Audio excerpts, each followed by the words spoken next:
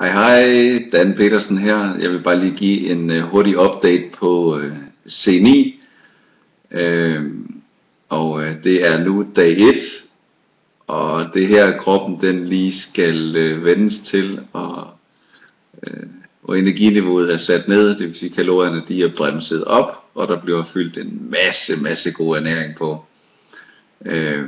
Der var en lille hovedpine, der indhentede mig her klokken 6, men det er fuldstændig over igen, for der er sådan en fri liste med alt, hvad du næsten kunne tænke dig, at du gerne må spise af.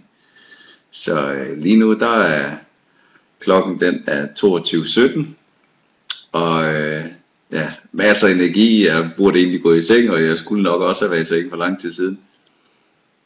Men lige nu, der er der masser af energi, der er en masse beskeder, jeg lige skal have svaret på også, vedrørende C9 her, så yes, men jeg vender tilbage i morgen igen.